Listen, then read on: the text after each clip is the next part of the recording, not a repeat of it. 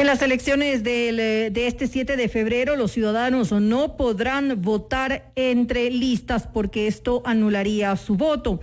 El cambio fue introducido con las reformas al Código de la Democracia aprobadas en enero del 2020. La votación para asambleístas y parlamentarios andinos debe ser solo por un partido o movimiento, es decir, como un voto en plancha. La noticia requiere profundidad. En Notimundo están los protagonistas de la noticia. A esta hora estamos en línea directa con el licenciado Fernando Villavicencio, candidato asambleísta por la Alianza Honestidad, y el abogado Javier Orti, también candidato a esa dignidad por el partido Avanza. A los dos les damos la más cordial bienvenida. Muy buenas tardes, esto es Notimundo Estelar. Fernando, por favor, si puedes pulsar el mute de tu computador, no te escuchamos. Abogado Orti, por favor. No sé si ahora me escuchan. Buenas tardes, ¿sí se me escucha? Perfectamente, ahora sí tenemos el audio de los dos. Bienvenidos nuevamente a Notimundo Estelar. Empezamos con Fernando Villavicencio. Usted ofrece recuperar lo robado. ¿Cómo lo va a hacer, licenciado Villavicencio? Bienvenido nuevamente.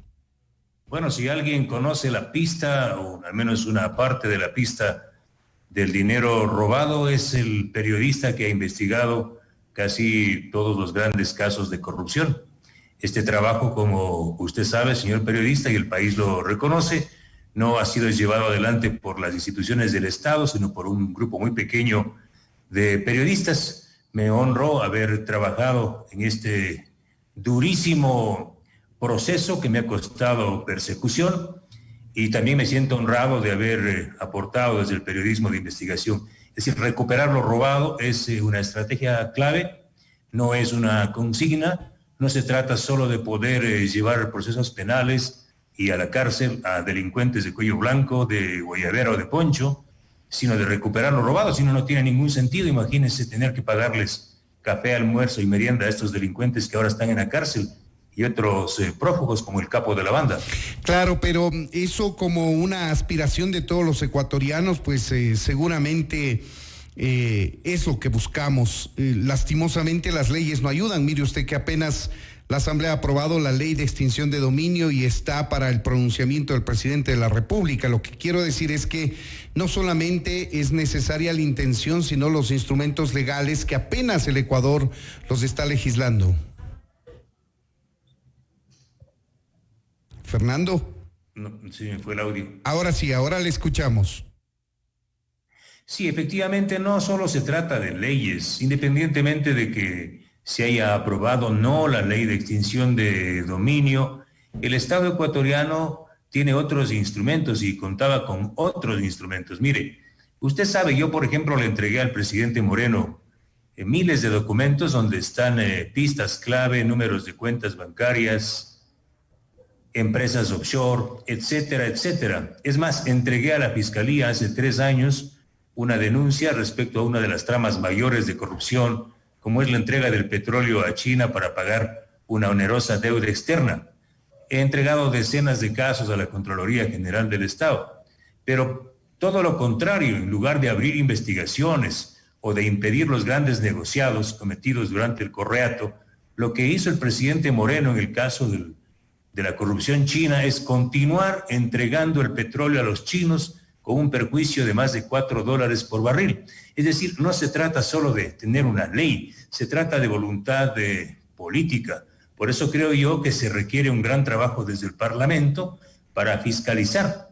Sí, no solo recuperar lo robado, sino parar estos contratos que son lesivos al interés nacional. Vamos con el abogado Javier Orti, él es candidato asambleísta por el partido Avanza. Abogado Orti, ¿cuáles son las líneas generales de su plan de trabajo? ¿Se obtiene el favor popular y llega a la asamblea? Bueno, muy buenas tardes, Freddy, gracias por la entrevista. Buenas tardes, Fernando. Nosotros como partido Avanza hemos estructurado 3 ejes fundamentales. Primero tenemos que lavarle la cara a la Asamblea Nacional y para eso estamos proponiendo un modelo de gestión por resultados en donde los asambleístas se nos evalúe constantemente no solo por nuestras asistencias a las sesiones del Pleno, sino también en nuestras participaciones en las comisiones especializadas y, por supuesto, en la presentación de calidad y cantidad de los proyectos de ley.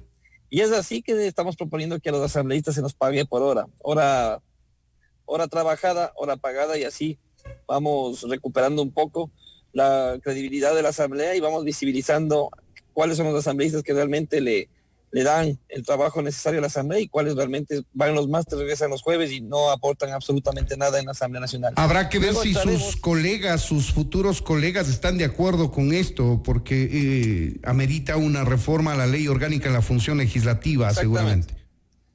A la ley orgánica de la función legislativa y a la ley de servicio público. Eso impulsaremos inmediatamente y evidenciaremos a aquellos asambleístas que no estén de acuerdo con esa situación. La ciudadanía está demandando mayor eficiencia y otro modelo de gestión de la Asamblea Nacional, otra actitud.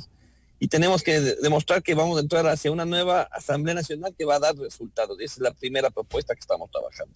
¿La segunda cuál es? La segunda cuál es, vamos a, por supuesto, a consensuar con todos los bloques legislativos para armar una agenda legislativa conjunta y reactivar la economía. Es ahí que nosotros vamos a proponer, en primer lugar, poner en orden un sinnúmero de leyes que están alrededor del tema de la agricultura, que están totalmente dispersas, y armar el Código Orgánico Integral Agropecuario. ¿Con qué objetivo?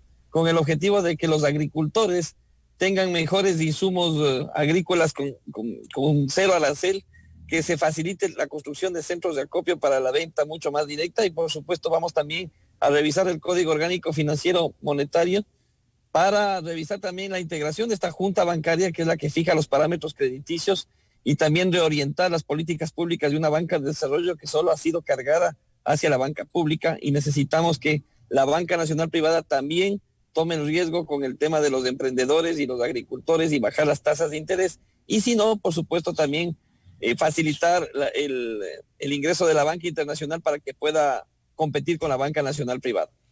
Y el tercer punto, abogado Orti. El tercer punto, ya en temas de lucha contra la corrupción, queremos reformar de manera tajante, casi de manera total. No podemos eliminar la ley de contratación pública porque le vamos a dejar al Estado sin contratación pública, pero sí vamos a hacer una reforma profunda para eliminar totalmente el actual portal de compras públicas que lastimosamente ha coadyuvado a la corrupción en este país, sobre todo con la creación de contratos de emergencia. Vamos a cambiar esta ley de contratación pública para generar un nuevo sistema mucho más transparente, menos burocratizado, en donde la ciudadanía sepa qué se contrata, para qué se contrata y por cuánto se contrata, se determine cuáles son los precios reales y así poder evitar que nuevamente a todo nivel la corrupción siga creciendo con sobreprecios y sobre todo con un mal servicio por parte del CERCOP. ¿Qué le parece, licenciado Villavicencio? ¿Hay sintonía con algunos de los puntos esbozados con su colega candidato? ¿Cree usted que va a haber posibilidad de llegar a acuerdos dentro de la Asamblea en algunos de estos puntos, por ejemplo? Sí, creo que en temas, en términos formales, al menos el poder enmendar y corregir el trabajo de la Asamblea, no solo muy venido a menos, despreciado por la mayoría casi absoluta de la sociedad. Nuestro proyecto va mucho más al fondo y es un proyecto que apunta a una reforma radical de la Constitución actual. Mi planteamiento es avanzar a un sistema bicameral con una reforma a la Constitución. Si no se cambia de fondo, este es un maquillaje, un sistema bicameral que eche al traste esta Asamblea. Freddy, si los ecuatorianos no reconocemos el origen del cáncer, no podemos curarlo. Esta Asamblea nació a imagen y semejanza de una dictadura criminal y empobrecedora como es la dictadura venezolana. Incluso el nombre de la Asamblea fue copiada del chavismo. Esta Asamblea no se ha constituido en otra cosa que en un apéndice, que en una notaría del Ejecutivo. Entonces, no es que la Asamblea en sí, la gente mala, la gente buena, es una estructura podrida. Por eso nuestro planteamiento apunta a un sistema bicameral con un Senado muy pequeño, no más de 30 senadores, de altísimo nivel ético, académico, incluso a un mínimo tercer nivel y hasta estético. El Senado es el encargado de aprobar las leyes que se construyen en la Cámara Baja, de la fiscalización de todo lo público y del nombramiento de autoridades de control. Por eso es que la construcción de este proyecto apunta también a demoler al Consejo de Participación Ciudadana, que es este infierno sobre el que se levantan los microdictadores o macrodictadores, y una Cámara Baja que tiene como función construir leyes en territorio, es decir, no es que vamos a estar sentadote en el escritorio pintándonos las uñas, bueno, nosotros no, otros sí, y comprando carritos 4x4, haciéndose los sordos, sino tenemos que salir a trabajar en territorio. Los proyectos de ley se construyen con la gente y no en los estudios jurídicos de las grandes corporaciones, como ha sucedido hasta ahora. Solo con este proyecto de ley, estimado Freddy, podemos hablar de que vamos a empezar a cambiar este país. El Parlamento en cualquier sociedad moderna, democrática, es la columna vertebral de una democracia. Tenemos ejemplos en Europa, en Estados Unidos, de sistemas bicamerales, economías más fuertes, y tenemos ejemplos de estas asambleas de dictadores como Chávez, Maduro o Daniel Ortega en Nicaragua. Entonces yo creo que el cambio, reconociendo que hay algunos puntos importantes de Javier, es avanzar a un nivel de transformación radical si queremos luchar contra la corrupción y construir leyes en beneficio de los ciudadanos. Abogado Orti, ¿cómo construir acuerdos dentro de una asamblea que se perfila fragmentada por el número de organizaciones políticas que están participando en estas elecciones? Lo que han vaticinado los analistas políticos es que van a haber pequeños grupos, varias minorías de legisladores que integren la asamblea, y en ese marco, ¿cómo conseguir acuerdos? Con total madurez política, asertividad, inteligencia emocional y por supuesto con voluntad política. Necesitamos conversar más sobre las coincidencias que sobre las divergencias. Necesitamos construir una agenda legislativa conjunta con un orden de prelación de reformas necesarias y urgentes. Y lo planteado por Fernando, que lo discutimos en otro medio de comunicación, estoy totalmente de acuerdo. Sin embargo, sí me preocupan los tiempos. Recordemos que las enmiendas constitucionales que se intentaron aprobar y que no fueron aprobadas y que fueron tramitadas, y se hablaba de la bicameralidad y se hablaba de un sinnúmero de reformas importantes, no se pudieron cumplir en tanto y en cuanto se demoraron alrededor de año y medio. Por lo tanto, mientras hacemos este tipo de reformas profundas de la Constitución, debemos generar un nuevo modelo de gestión y debemos generar las condiciones dentro de la Asamblea para conversar entre varios bloques legislativos. Ojo con lo que voy a decir, yo prefiero 1000 veces conversar con 8, 9 bancadas legislativas, por lo más fragmentado que esté, a que regresemos a aquella fallida Asamblea Nacional del 2013 al 2017, donde prácticamente la Asamblea se convirtió en una asamblea unipartidista, en donde las leyes transitaban desde el Ejecutivo directamente hacia el Legislativo. Eso ya no puede pasar. Necesitamos abrir todo el abanico de posibilidades de diálogo, establecer los consensos necesarios y trabajar de manera conjunta en una agenda legislativa que saque de una crisis profunda y política que tiene hoy por hoy el pueblo ecuatoriano. ¿No será que vuelven a aparecer las mayorías móviles, la compra de votos, el reparto de la troncha, para utilizar términos de antaño entre los políticos, cuando había no una mayoría consolidada ni bloques legislativos grandes, sino pequeños grupos como se perfila ahora la Asamblea, licenciado Villavicencio? Bueno, mi ventaja es que yo no represento a un partido ni a un grupo de poder.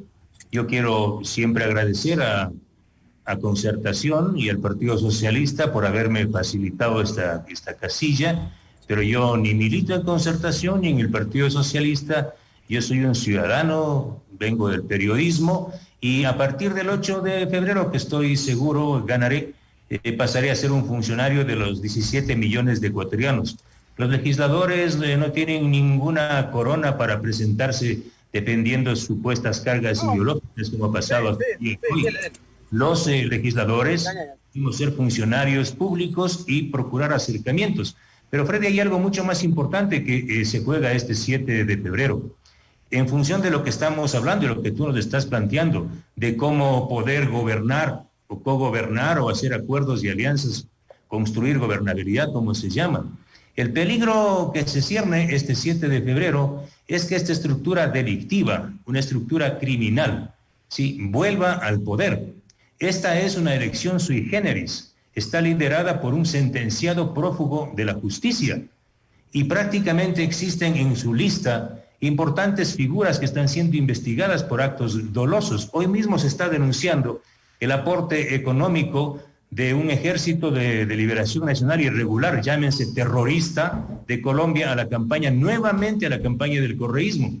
Mira, yo quiero contarte, Freddy y Javier, nosotros ya vivimos algo muy parecido en la Asamblea, cuando Clever Jiménez, a quien yo asesoré, fue despojado de su curul de forma violenta por este gobierno, por este tipo de dictaduras con una mascarada de democracia. Entonces, si queremos hablar de acuerdos de gobernabilidad, mi querido Freddy y Javier, los ciudadanos estamos hoy, ¿sí?, protegidos o convocados, digamos así, para recuperar un espacio de tranquilidad y de paz. No podemos reeditar los episodios violentos, crímenes, persecuciones, allanamientos, asesinatos y robo de fondos públicos que vivimos durante el correísmo.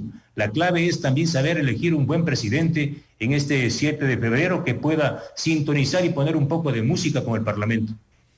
Vale la pena también decir que quizá los candidatos presidenciales de sus respectivas listas, según los análisis de opinión, no están entre los favoritos, y eso hace que el bloque legislativo al que ustedes eventualmente pertenezcan, si obtienen el favor popular, no necesariamente van a tener a un ejecutivo del mismo color.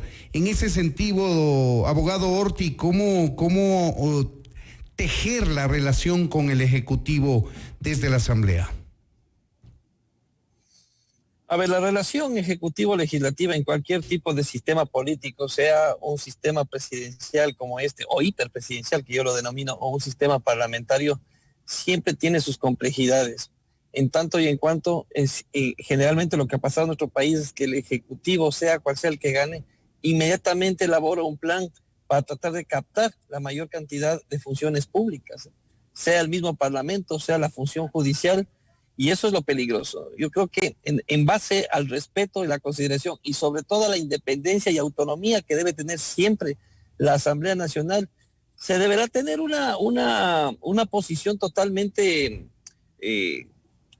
respetable entre las partes, entre el Ejecutivo y Legislativo, sí, pero sin perder el horizonte de la autonomía y de la independencia que debe tener la función legislativa.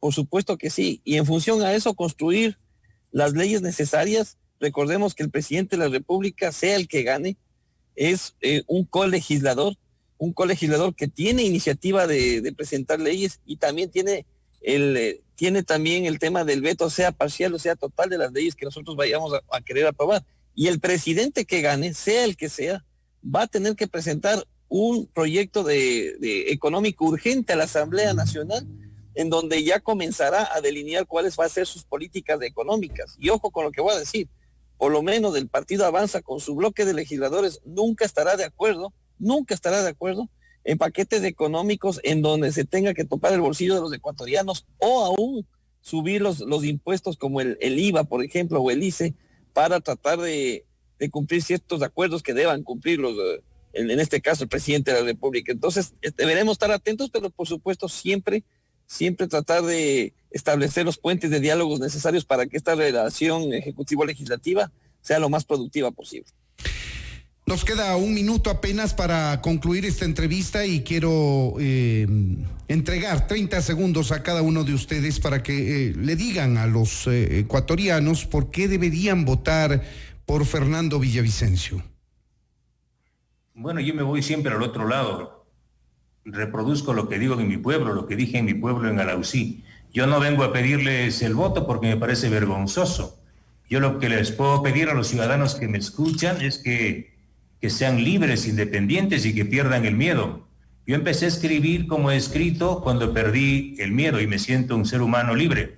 Yo ya vencí sobre las mafias. Es hora de que ustedes venzan a las mafias, y lo que les puedo pedir finalmente es no voten por delincuentes. Si Fernando Villavicencio ha hecho algo desde el periodismo y ustedes creen que puedo hacer algo más desde el Parlamento, pues estoy muy agradecido. Javier Orti, abogado Orti, ¿por qué deberían votar por usted los ecuatorianos para llevarle a la Asamblea? Porque definitivamente debemos ya ir hacia un camino de renovación de los cuadros políticos, de una nueva generación política. Necesitamos limpiarle la cara a la Asamblea Nacional, necesitamos elegir gente proba que que hemos tenido un proceso político amplio y que hemos tenido también la preparación y la experiencia necesaria para asumir un cargo de mucha responsabilidad como la es desde la Asamblea Nacional. Tengan la plena seguridad que en el caso de las listas 8, Partido Avanza, los legisladores iremos a cumplir los objetivos necesarios para coadyuvar a la reactivación económica, para brindarle herramientas al nuevo periodo, tanto ejecutivo legislativo, para salir de esta crisis económica y, por supuesto, con toda la honestidad y la transparencia del caso. Ese es el objetivo nuestro y, por supuesto, estamos seguros ser merecedores de esa confianza este 7 de febrero. Vamos a ver cómo responden los ciudadanos. Apenas faltan 7 días para las elecciones. Queremos agradecerle tanto al licenciado Fernando Villavicencio como al abogado Javier Orti, ambos candidatos a asambleístas. El primero, Villavicencio, por la Alianza Honestidad, y Javier Orti por el Partido Avanza. Muchas gracias por habernos acompañado esta tarde. Gracias, Freddy. Gracias. Chao, Fernando. Chao.